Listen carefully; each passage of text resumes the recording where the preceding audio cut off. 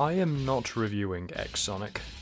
I understand he is probably the most anticipated mod for SRB2 since Inazuma and Aether released at the start of the year, but despite having spent somewhere around 10 hours trying to get to grips with his moveset, testing him out on a dozen different custom levels, collecting every Chaos Emerald and Dark Chaos Emerald, watching plenty of speedruns to pick up tricks and tips, and even going so far to change my controls to accommodate for him, I still dislike him.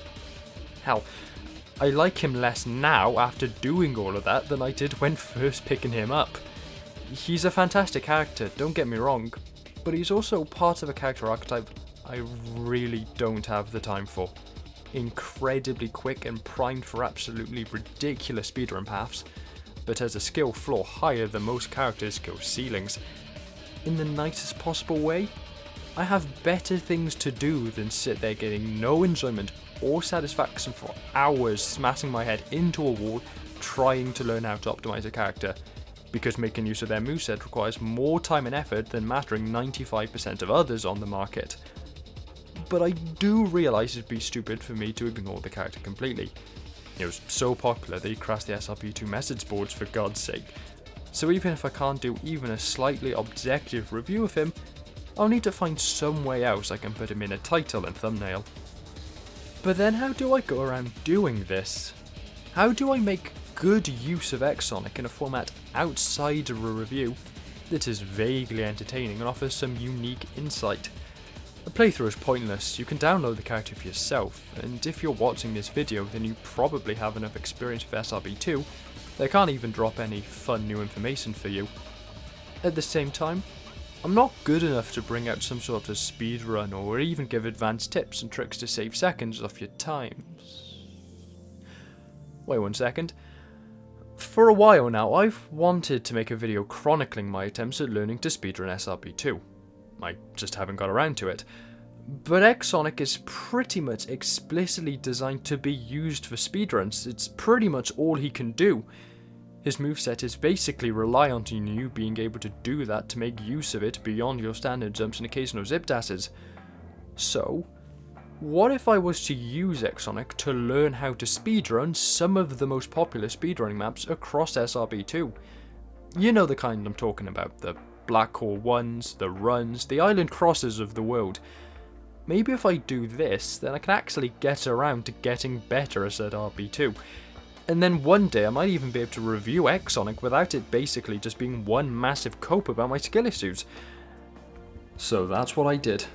I attempted to speedrun 6 different SRB2 levels. Over 2 installments, now combined in one video for your viewing pleasure, I posted times for Black Core, Island Cross, Run, Follow Your Rainbow, Modern Greenflower Mountain, and Speed Highway. The links to each of these levels can be found in the description, of course alongside the link for X-Sonic, but because this was originally released in 2 parts, there might be some inconsistencies between how I commentate on the former and latter 3. Namely, I worked on an exclusively target time based system for the first 3 stages, while the latter 3 had this plus an hour to cut it out further if I ended up beating my target within 10 minutes. Not that I ended up actually following these rules particularly closely. But now, with no further delays, let's get started on the complete edition of this challenge.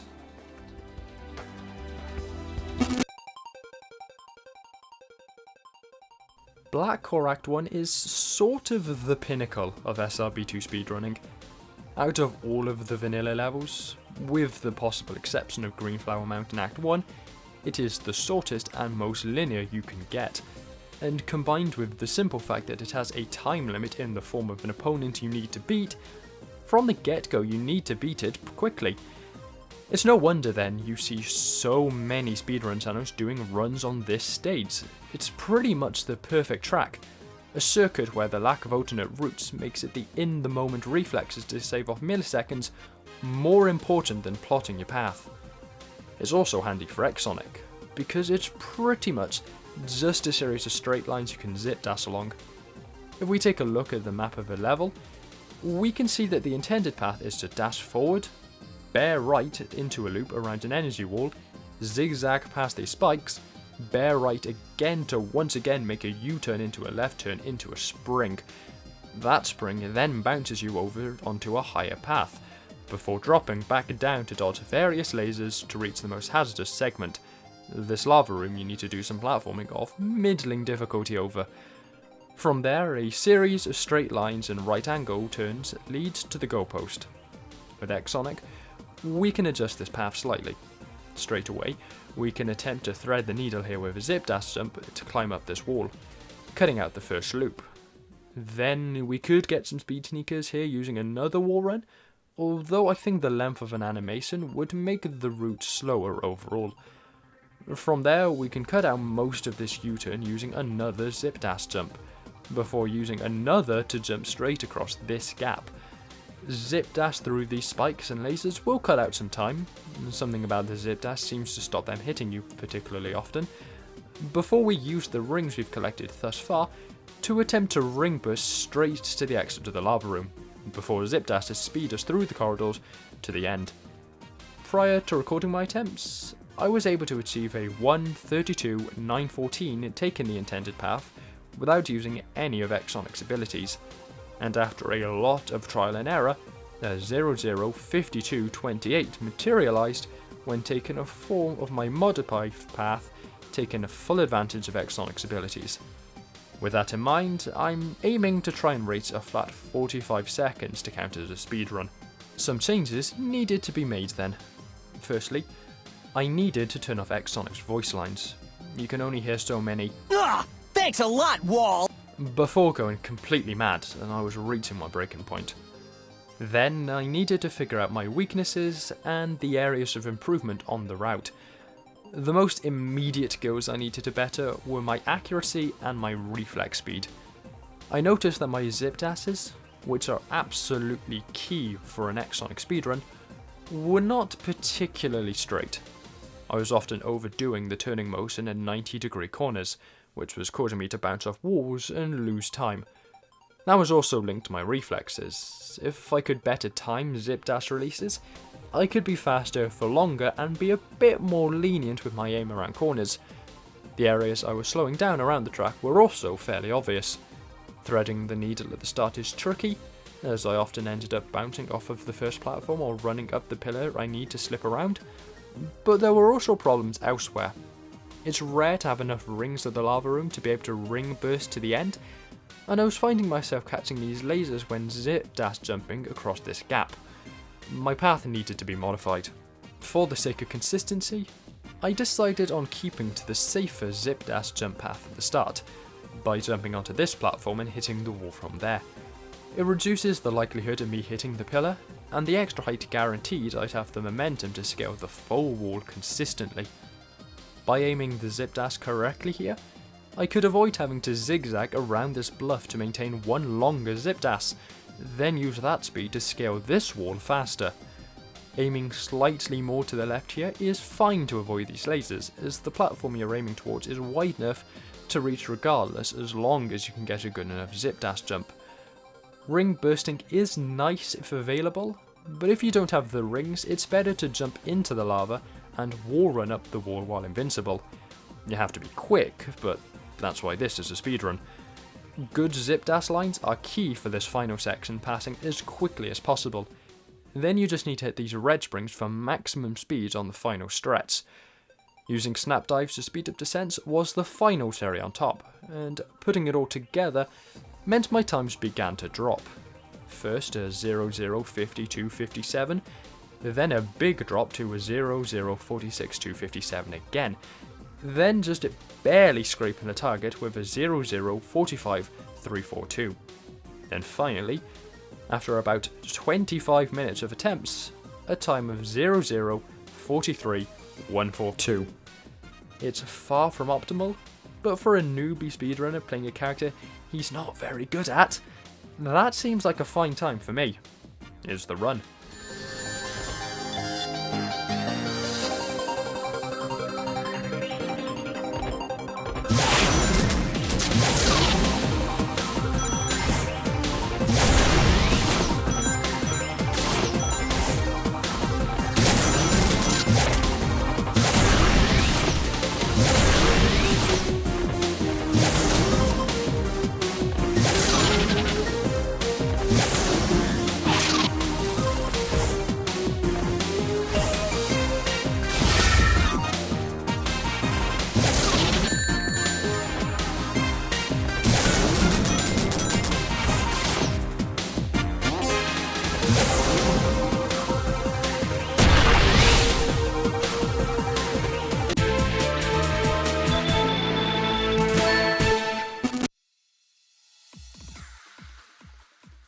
I was initially planning on following Black Core up with Run. You know, do the map from the OG So Sestancia before going on to So Sestancia 2, but I got too annoyed with it, and decided on doing Island Cross first instead. The structure of the level just required a precision I didn't yet have, whereas the larger and more open-ended Island Cross could allow me to be a little looser. Comparative to Run, there's just a lot more room to do long zip-dash jumps to cut corners, or to have the space needed for extended use of the ring burst. It took me a while to figure out a general route with which to take using X-Sonic's abilities, but in the end I managed a time of about 1:25 something. Look, it took me ages to reach that point as I was fiddling around with sensitivity and control schemes and this and that, so I wasn't keeping exact check. Luckily, unlike with Black Core, I have an actual X-Sonic speedrun from Dipper Deliver to produce a time for me to aspire to, a time of 0:050971. Let's split the difference and say I need to reach a time of 1 minute flat. To that end, I enhanced my run with a few little optimizations to save off the seconds. Using a zip dash jump to avoid this boat at the start, 1:0662. Sticking to the left in this tunnel to avoid the bombs from this badnik, 1:0340. Using a ring burst to skip most of this platforming, 1:0188. You don't want to skip all of it though, you need about 35 to 40 rings to ring burst over this section, and while you can get that from rings lying throughout the stage, you want to ensure you have the necessary number by popping these monitors. You'll want to avoid the water slides, as X-Sonic doesn't play nice with water. That got me down to a 1:142. You don't need to worry about any scripted sections affecting your run, as you're just so fast that you can pass them before they affect the level, but you might still want to follow their paths to gather rings. Put it all together, and after about 55 minutes, I hit my target, 00:5960. Once again, here's the run.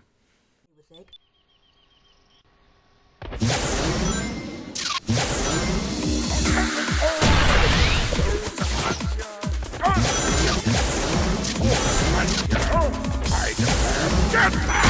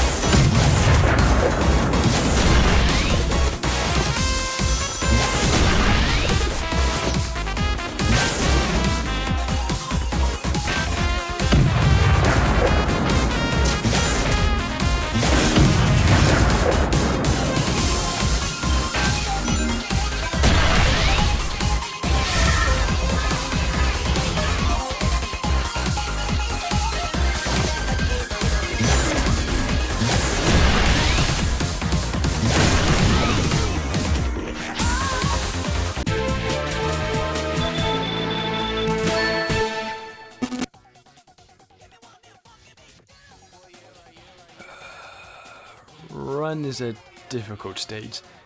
It is effectively a series of straight lines and hard corners, very linear, which is probably why it has always been a popular speedrunning map.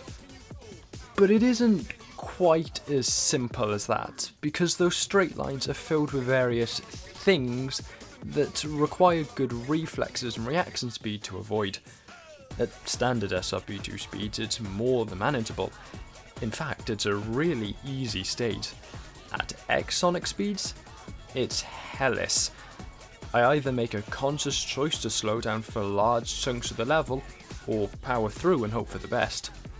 That'd be a more attractive proposition if Run was simply a fast-paced level with a lot of incoming obstacles you need to react to quickly.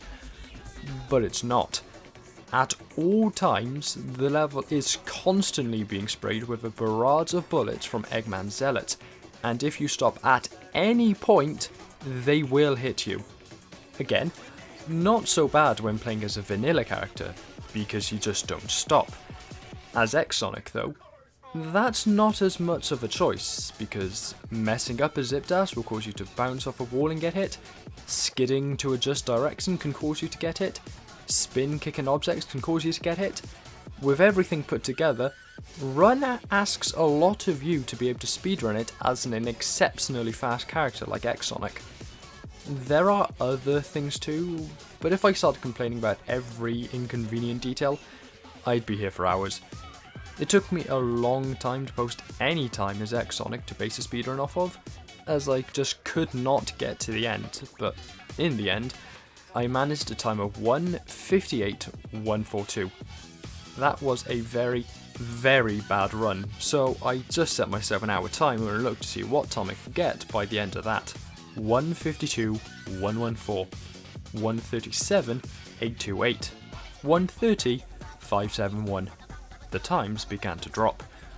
1:23.771, 1:23.714, 1:20.771. These were all within the first 15 minutes of attempts.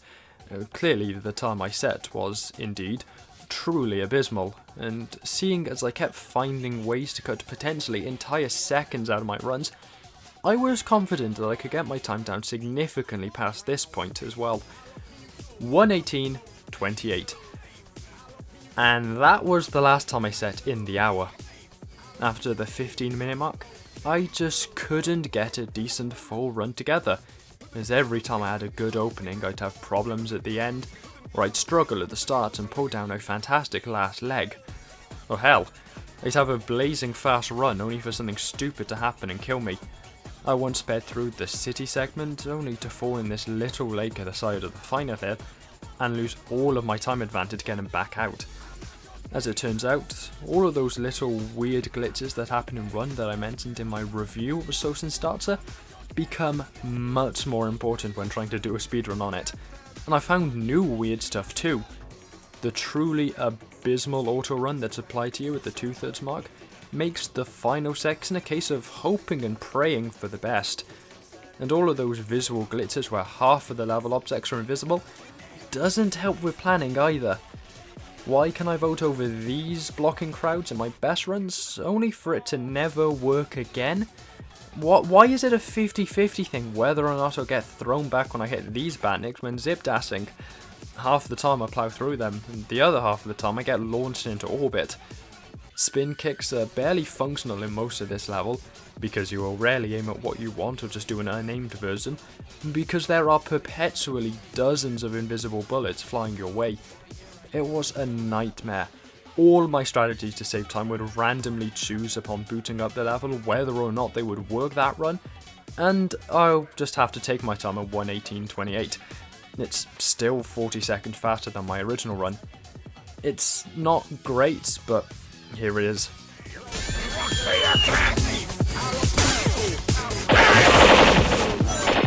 Not getting away! Lock the attack!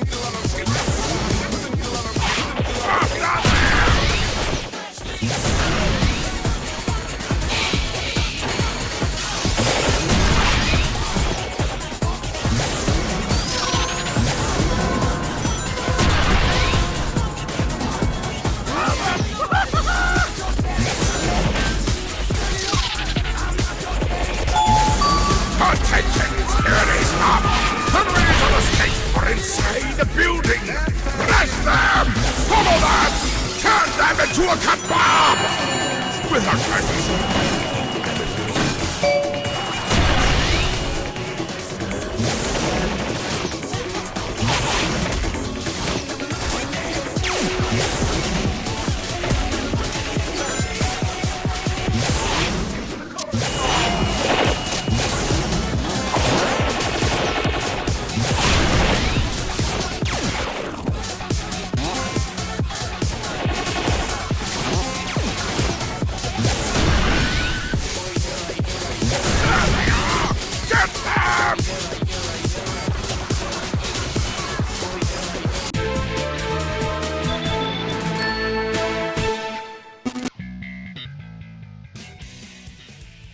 Next up was Follow Your Rainbow, a third Roger van der Weyde level, although this one is thankfully far less annoying than Run. As a pseudo remake of City Escape from Sonic Adventure 2, it contains far fewer corridors, fewer sharp corners, and best of all, no real auto-run. I actually booted it up as X-Sonic while bored before starting on the process of making this part of the video, which meant I accidentally set myself an initial time of 1:29.71. Oops. But more importantly, began to get an idea of some of the things I need to take into account, avoid, or do to get my time as low as possible. Some sections have been cut out or minimized, places to collect rings and speed sneakers were located, and an idea of how many rings I'd need to ration to ensure I could successfully use a ring burst when needed was calculated. In the end, based off these factors, a recognition of how my 1:29.71 wasn't a fantastic run, and considering the times of other, better speedrunners on the same level, my target for Follow Your Rainbow was 50 seconds. The course here can be split into 4 distinct areas: the opening streets, the central town, the gun convoy, and the final mall. There are different things that needed to be considered for each section to cut off as many seconds as possible, so we need to begin any good run with a strong opener. As the opening streets are basically just a set of straight lines and right angles, mercifully much more devoid of stuff compared to Run, which on paper was basically the same thing, there isn't much to do to save off time outside of playing well and not aiming in the wrong direction when performing a zip dash. The only points of note is avoiding this gun hunter in the middle of the road, which takes 2 hits to destroy and will therefore harmlessly knock you back to slightly delay you, and then performing a zip dash jump correctly at the end to cut out a winding section of road that enters the central town. Entering it from this angle gives you 3 different paths forward: the bottom path, or a higher path on either side. Taking the left path will lead to an elevated section of road, which you should also reach by zip dash jumping from the bottom path, but going right goes down a different path. All 3 converge at the same point, but because the right path gives you the straightest shot to that point, I think it's the faster of the 3 to go down. From there you get a completely pointless 2D section, then you are deposited in the gun convoy. As a standard character you would need to hop between vehicles to reach the front, but because X-Sonic is so ridiculously quick, you can just zip dash along the edges of the road instead, which would normally be dragging you back. Sticking to the edges ensures you don't need to weave around the vehicles. It's also pretty clear where zip dash jumps are needed, in that they're reserved for these massive walls, but otherwise you just need to look at popping a few capsules. Rings are good, especially if you find yourself running low, but the only one that is really necessary for the best time are the speed sneakers near the end. You then want to enter the final area, the mall, with about 25 to 30 rings, as this ensures your ring burst can last long enough to, once you reach this central section, fly over this wall into this ledge, whereupon you just need to pass a few more corridors and land in the right part of the parking lot outside to complete the level. I got my time to drop fairly quickly once I started recording. Within the first 30 minutes I dropped my time from 1:29.71 to 1:20.42, then to 1:05.80, then to 1:04.60, then to 1:00.57, and finally to 0:51.94. I was originally going to set my target for 1 minute, which I would have smashed by this point, and I was just barely missing out on my actual target during runs I could see areas of real potential improvement in. I'd figured out how to ensure relatively consistent and fast runs, such as not using the camera in the opening street when aiming the zip dash due to a lack of obstacles you need to avoid. That cuts out needing to account for changes in camera angle, and finding an earlier speed sneakers monitor on the right path of the central town, as well as keeping as far left as possible in the final corridor of the level to walk through the final gun trucks' hitboxes. But by this point, all of the annoyances of playing as X-Sonic had cropped up. A barely controllable zip dash and an inconsistent ring burst chief among them, and the pain points of Follow Your Rainbow had been made crystal clear. Straight away, something about the opening makes a minor glitch I keep experiencing in SRB2 much more common. where your character just won't recognise movement input straight away when the level starts. It is just a case of resetting the level and trying again, but it was annoyingly common for me to abort a run before it had even really started, because this would have added a few seconds to my final time. You need to be fairly precise when using the zip dash jump at the end of the opening streets to get into the central town, because you need the angle of the stairs to get the necessary height over this wall, but the edges of the stairs and gun beetles on it will quite often cause you to lose speed and not have the power needed. The run then just needs to be aborted. Getting up to the right path can be difficult at speed, just something to do with the shape of the ramp. And then there was a fairly common thing if I collected the first set of speed sneakers, where X-Sonic would end up weirdly magnetised to the left wall during the gun convoy and end up bouncing off it constantly. It didn't happen all the time, and I think it was actually due to my camera, which would begin rotating for no reason, and I could fight it, but it only happened if I was using speed sneakers. Maybe it's something to do with the unique properties of the moving road, I don't know. And then the more was fine outside the usual ring burst unpredictability. All in all, these problems piled up by the end of my time, and it took me twice as long to drop from 0:51.94 to 0:50.60 as it did for me to drop from 1:29.71 to 0:51.94. By the end of my time with the level, I had carefully timetabled where I needed to be by certain times, or else I had no chance of improving. I needed to have reached the central town in 12 to 13 seconds, I needed to be at the convoy by 25 to 27 seconds, I needed to reach the mall between 35 and 40 seconds, or else even if I had good luck with the ring burst, there was no chance I could get below 50 seconds. Initially, I had actually failed to reach my target even with this strict time frame to weed out hopeless runs. 0:50.60 was just the best run I could achieve after an hour had elapsed. But I refused to accept that I would fail just 0.6 of a second off of that target, and after marking up my initial footage, I spent a final 20 minutes losing those final deciseconds. That's the word for 1/10 of a second, look it up. Yes, it took me 20 minutes to lose 60 centiseconds, 1/100th of a second, and indeed I posted a time of 0:50.34 in the process. That was almost a particularly annoying final twist of the knife. But with the new Chaos Island RBU remix for Sonic X Generations playing in the background, I finally passed my target. 0:46.62 is the run.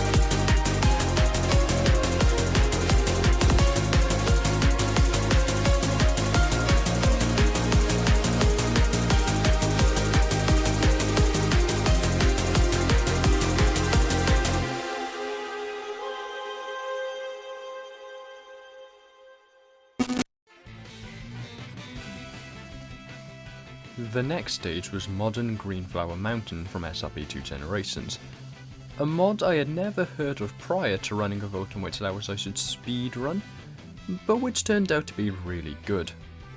It's a level pack designed to be played as modern Sonic, and only contains 2 levels so far, but both are unique and are a fun time to traverse, even at the ridiculously high speeds of the zip dash. After all, I imagine the thought process for designing a stage for modern Sonic would be much the same as designing one for X-Sonic. Both are characters who can run ridiculously quickly, can't turn very well, and have powerful abilities that require a constant stream of rings to use. It was just a pleasant time in a way that the other stages I've ran so far just hadn't been.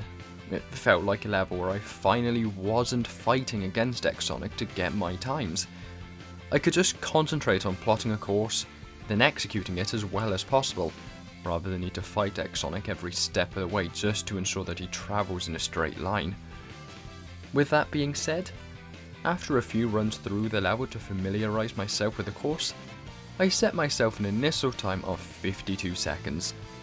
That felt like a good run in a way previous initial times just weren't, so I set myself a relatively conservative 40 seconds as a target time. In the end, I passed that time very quickly, although I ultimately didn't spend the full hour pulling it down much further. You see, SRB2 Generations has no record attack mode, and as such I just had to judge whether or not a run was faster than the previous one based off the ultimately relatively vague round to the nearest second timer that's used when playing a level from a save slot. Additionally, because there's no green text appearing at the top of the screen when you've beaten your previous best time, I had a harder time marking down the best times, and I didn't have the luxury of a retry button to quickly restart a level from the beginning. So, all in all, SMoklyre needs to add a record stack mode, seeing as I spent a third of my time here trying in vain to reinstate one. But I can still give tips on how to get a good run here, so it's not a complete loss. Firstly, you want to remain grounded for as long as possible for two reasons. Firstly, you can keep zip dashing, which is the fastest X-Sonic can ever travel, and secondly, this ensures you're collecting as many rings as possible. This is vital because it turns out, you don't need to think about the second half of the level at all. Ring burst from this point, and as long as you've collected a decent number of the rings lying around up to that point, you will have more than enough to fly to the end. Just make sure you aim well at that point, because this is a situation where you need to hit the signpost rather than just pass some sort of invisible gate. And there are a fair number of invisible walls between starting the ring burst and the level ending. So, you just need to zip dash jump here, let X-Sonic automatically vault over obstacles up to this point, zip dash jump again, zip dash jump over the water, then make sure you hit all the boosters between this point and the start of the ring burst, and then just fly to the end. In the end, I finished with a time of 38 seconds, although considering 3 of those are spent waiting for this opening screen to disappear, it's probably more accurate to say I finished with a time of 35 seconds. I think that's fairly good. It's the run.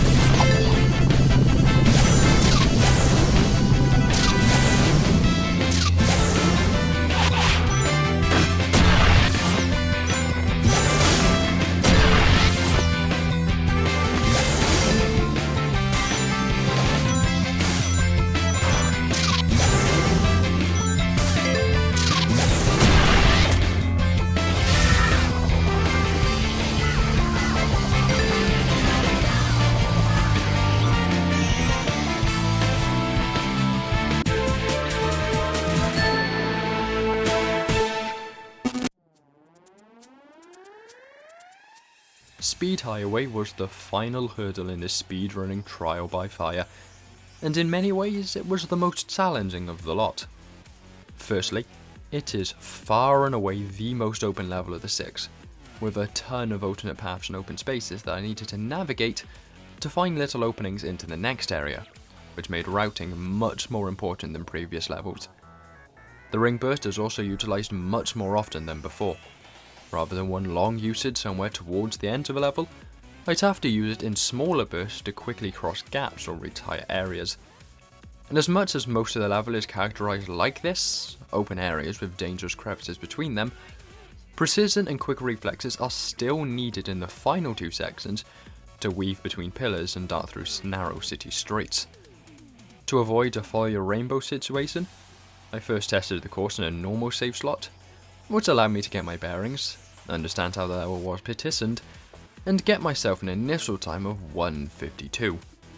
That was really just a standard fast-ish run through the level though, the sort of thing you'd expect after a person plays a level they've completed a few times before. And comparing that with times from different speedruns, I decided that a realistic time to target was about 1:20. The first area in Speed Highway is running across the rooftops of the various skyscrapers, in what is probably the most confusing part of the level design. All of the platforms and routes are stacked on top of each other and repeat similar textures, which makes figuring out the right path, even once you know your route, a bit of a nightmare. After reaching this road, probably via a ring burst, we enter an indoor section, although this is a really simple bit. Zip dash through most of it, which is easy to do due to a lack of serious obstacles. Then another ring burst can be used to quickly gain the height to avoid needing to climb the stairs to this balcony. That opens back up to the rooftops, and while it looks just as knotted and multifaceted as before, it's actually the easiest part of the whole run. Go around or above the building immediately to your right when you first enter, and drop straight into the entrance to the penultimate section, the tower descent. The helicopters are damaging, but they're easy to avoid even at high speed when you can simply vault over whatever these are supposed to be. And then dodging the pillars is where reflexes are actually needed, although it's by no means impossible to do it damageless without practice, and we can leave and run out into the city streets. Once your route is planned out, this becomes the hardest part of the level. The difficulty with the first 3 sections is figuring out the quickest way to reach the next part, and taking damage doesn't slow you down too much in the tower descent, but you can lose a lot of time going too slowly through these streets. Try and save some rings for the end though, because the quickest way to reach the capsule is to just ring burst up to it, cutting out any need to wall run or use the intended path. And that's your plan of attack.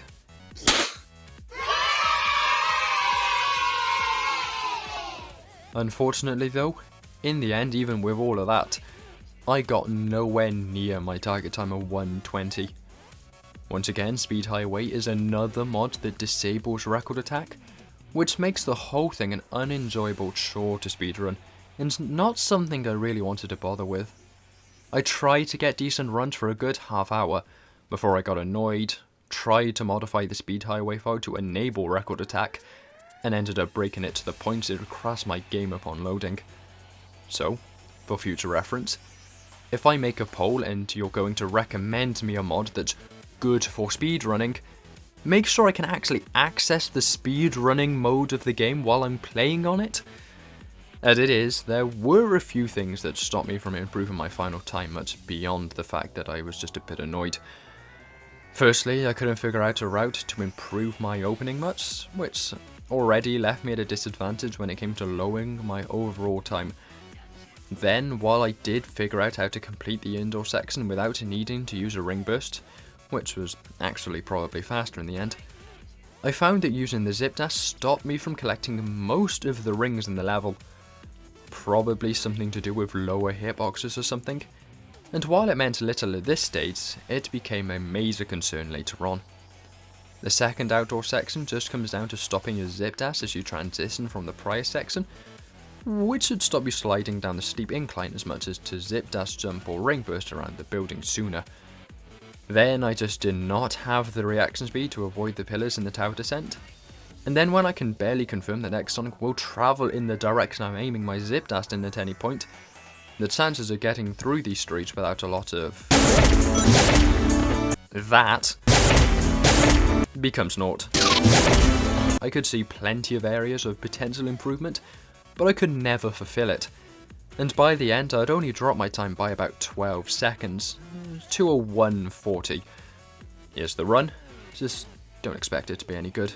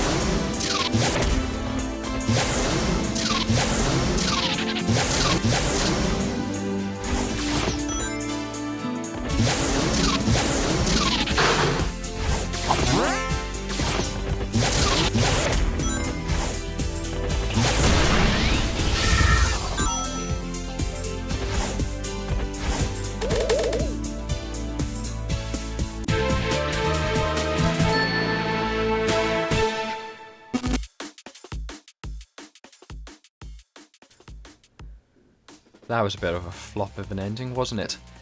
Get to the final level, and then completely fail to make any real progress towards my target time. But to try and paint a brighter picture, let me put out some stats. Of the 6 stages that I attempted to speedrun as X-Sonic, I managed to surpass the target I set for myself on 4 of them: Black Hole, Island Cross, Follow Your Rainbow, and Modern Greenflower Mountain. I didn't set a target for run, but I had a pretty monumental time saving from my original time, so I think that should sort of count too. Of those, the longest I spent on one stage was 1 hour and 20 minutes on Follow Your Rainbow, while I spent just 10 minutes replaying Modern Greenflower Mountain before beating my target. Has this series changed how I view speedrunning? Sort of. I've learned how much of a rush there is to saving off fractions of a second from a time, but it's also made me realise that I could never do a full game speedrun. That's just too long of a time for something to go wrong and require starting all over again. Has it changed how I view X-Sonic? Yes. I like him even less. Before, I could believe that my inability to place him was to do with being bad at him, and that's what it might look like based off just my footage. But I cannot stress this enough. That footage is based off the fact that half of the time he just will not accurately follow my movement inputs. I can aim a zip dash in one direction just for it to go in a completely different direction, or I can stop inputting inputs and still have him weave around slightly. He's unpredictable, and the best I feel I can do is point him in a vague direction and hope for the best. Accurate to the character, sure, but miserable as a player character in a platformer. If I could turn down his zip dash sensitivity significantly and feel like he'd listen to my commands, I could maybe enjoy X-Sonic. But as I couldn't, these speedruns were miserable. I'd maybe do this format again in the future, but I make sure I stipulate that any voted maps would allow me to actually use record attack. This sort of thing is why it's there, people. And choose a character that feels a little more reined in, like Neo Sonic or Surge. But I do hope that for all of my complaints are out, you enjoy this video in both its parts, and would like to see more like it. For now though, I'll finish with a ciao.